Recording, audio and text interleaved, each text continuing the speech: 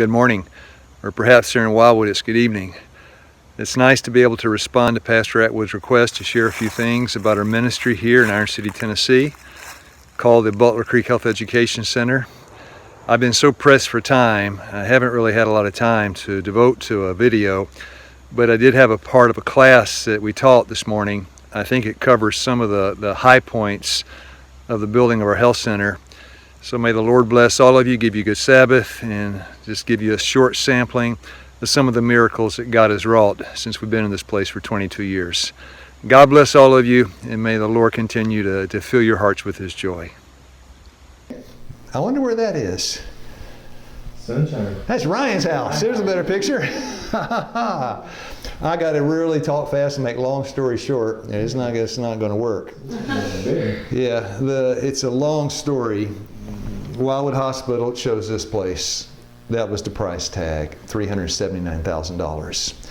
We had in our fund to buy a new place to move out of the city into the country, $2,000. We were $377,000 short. And I don't have time to go through it all. But God did a miracle. He did multiple miracles, and we got here. There's no time. Multiple miracles, and we got here. And of course, Wildwood, and providentially, they asked Darlene. I was the education director at the College of Health. They asked me to come here and start the ministry. I had for about many years been working with Wildwood's overseas ministries. They asked Darlene if I would come here and we'd start a health ministry. That's the way it looked when we moved in. It had no furniture. Nobody knew we were here. We had no money. We had no nothing. That wooden barn that's just from the health center, if you look down the hill, there's an old wooden barn down there.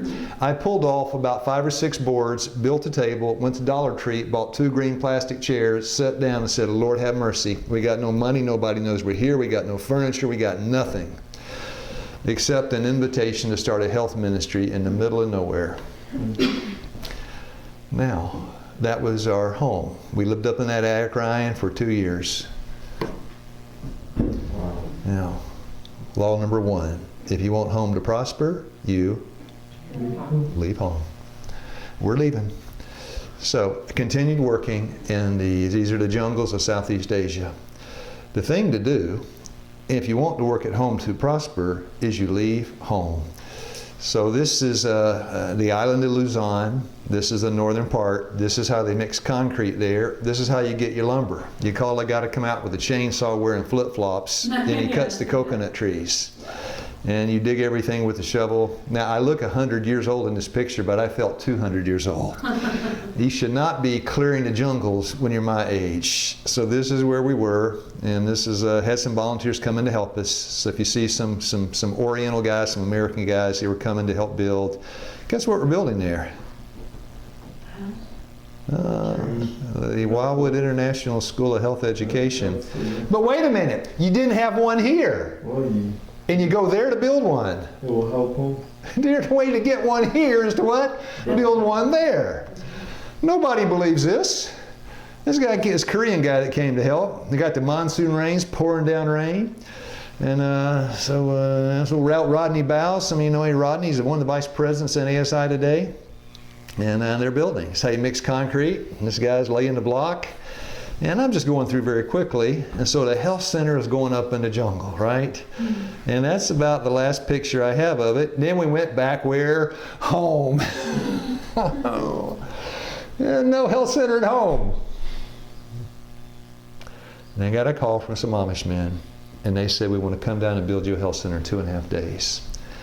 And I said, I didn't really believe the guy at first, but I got some evidence. I said, we want to build you a health center in 2.5 days. I said, we got no staff, we got no money, we got nothing. He said, don't worry about it. And I thought, this can't be happening. And he's told me, he said, the one thing you need to do is have a foundation on which we can build. We can't build it if there's no foundation. Call me when you get one. I said, we don't have anything to put on top of the foundation. He said, I got 9 brothers. One owns a window factory, one owns a door factory, one owns a sawmill, one owns everything. And I said, you're in Indiana, and we're a 10-hour drive away. He said, don't you worry, I'll mail it down there. You call me when you get a foundation. I've almost never in my life asked for money, almost never in my life. But what helped us to get this building, there was a lady, her name was Ruth Potts, precious lady living in Florence. She donated $10,000 toward the price of this house if we would buy it, Wildwood would buy it. I called Ruth Potts. I said, Sister Ruth, I got to ask you. She was a Seventh-day Adventist down in the Florence church. Her husband was an attorney. I said, I need to ask you something. She said, go ahead, brother. What do you need? I said, I need $5,000 to buy some blocks. And she said, immediately the check's in the mail. I said, okay, so it came. Now that was to buy the blocks and the concrete and whatever. So we dug the footing, and then I said, Lord, have mercy. Don't know how to lay block. And this is the family sent. I got a call from these people. That was the husband, the wife, and the son. I got a call from that man. He said, we lay block for Walmart in the Upper Peninsula in Michigan. We hear you need a block layer. I thought, well, how did he hear that? And I said, yes, we do. Precious Catholic family. Son was all tattooed up. This precious family. They came down and they built that wall that was built the wall for the foundation. The wife was quite a block layer herself. And there was the wall. Nice wall, huh? There it is. And of course, I just bush hogged the forest off of that hillside. And I called the Amish guy. I said, I got a foundation. He said, okay, we'll put the house in the mail. We talked about how big, and he said, I got a huge house, 32 by 60. He said, that'd make a nice size for the health center, and that's the size we built it. It's after the Amish guy that built it, his house. Darlene drew the plans. And I said, well, how are you going to mail that down here? It's going to need a big envelope or something. And he said, well, you don't worry. I'm going to send you down what we'll need to build a house. And 3 days, the mail arrived. And so this truck after truck after truck of stuff started coming, and had a forklift, these guys, and we stacked it around the health center. So it was head high all around the wall. I called the guy. His name was Ben Graber, by the way. I said, Ben, everything appeared, it's like I was in a dream world there for a while. I said, Ben, my Amish brother, what's an Amish? I said, we've got everything settled here. It's all here. He said, we'll be there on Tuesday. Now, they don't drive. It's a long drive from Indiana when you don't drive. It's a long story, can't tell you, don't have time.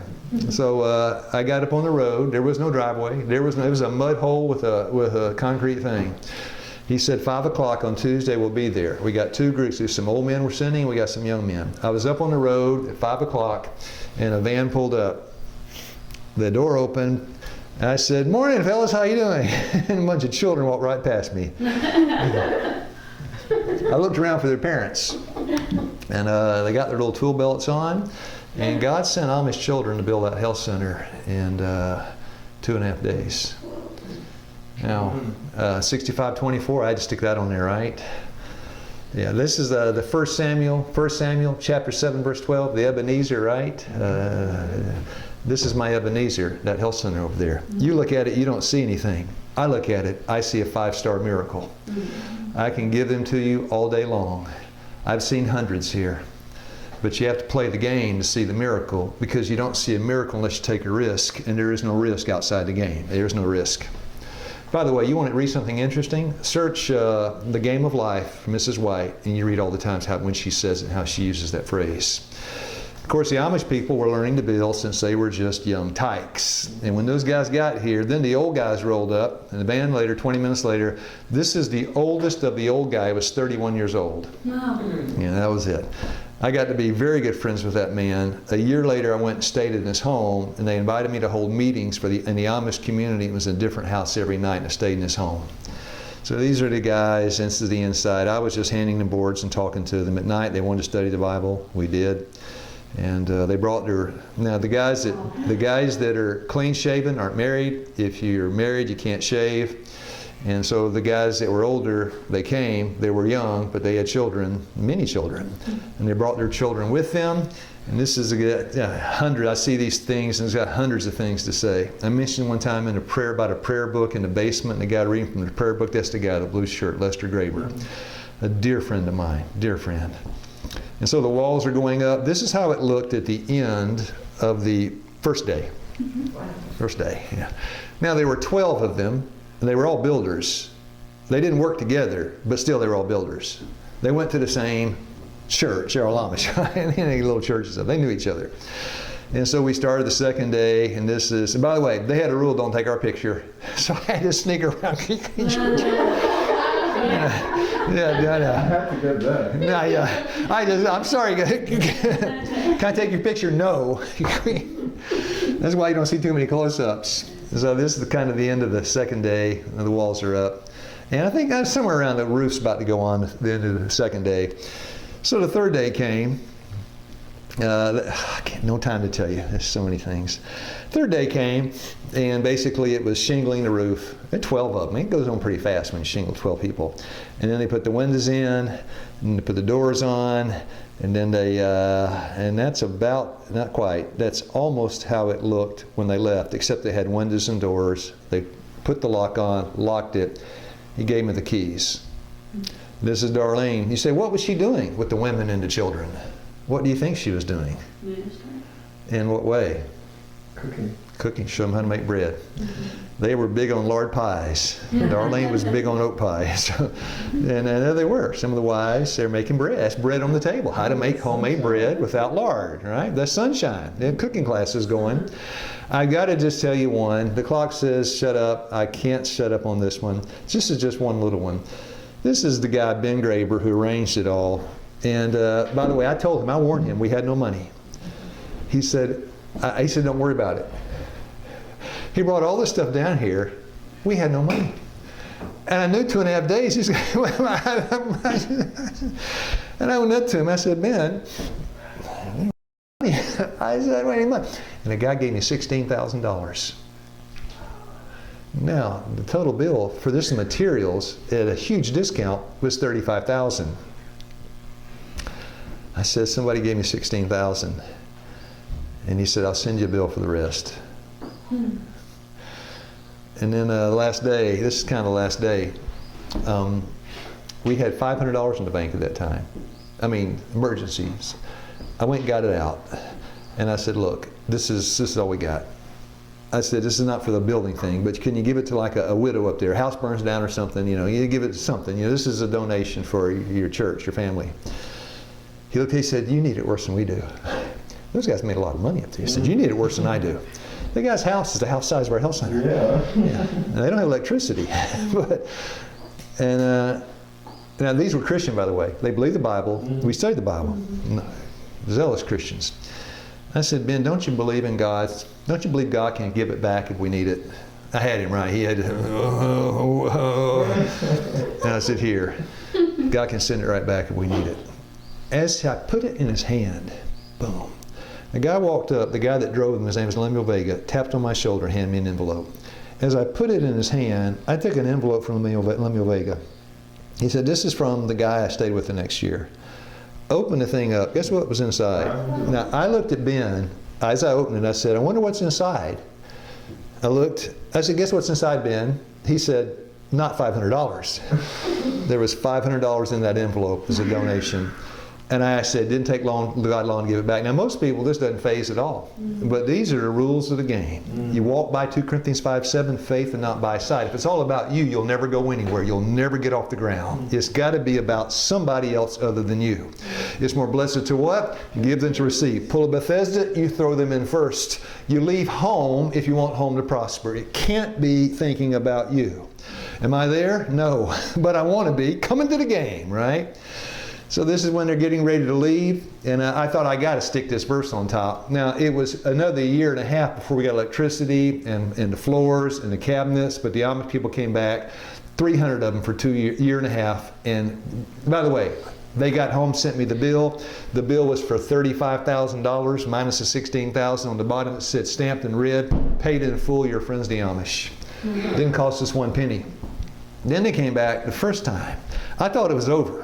I thought, but there's nothing inside. There are no rugs, there are no floor, there are no walls, there are no wiring, there are no plumbing, there are no cabinets, there are no nothing. Then I got a phone call from my friends the Amish. He said, how are we going to get in and out of there if there's no driveway? I said, well, you get in and out of where? Down there. When we come down to help, how are we going to get in and out without a driveway? Something like that. And I says, well, he said, I happen to be in business of making driveways. I said, there you are. And this is the guy. Now, by the way, we went into business together when he came down. So he brought down his equipment. He had a, a bobcat thing, little thing that pushes it around. And that man they don't use landlines, but they got 3 cell phones, always talking business. The guy was 27 years old. I'll show you a picture in a second. Some other guys came with him. This is the guy that came with him. This is the thing. That's what he brought down, the machine. And that's the man in the blue shirt smoothing out the concrete. And his name was, I don't think I'm going to tell you. His name was, he was a businessman times 10. This is all business. He had no time for anything except business. When he got ready to leave, I said, his name was Jonas. I said, Jonas, I said, I got a business proposition. Business proposition, huh? Okay. Let's talk about it. I said, have a seat. Let me show you that guy. The guy was just, this is him. This is this guy. There he is. I said, here's my offer. You build me a driveway. And the guy's thinking, just build him a driveway. That's your part. You build me a driveway. I just built you a driveway. I've done my part. Yeah. My part is I pray for you the rest of my life. He said, oh, okay. He said, that's a deal. And I have been praying for him from that day until now.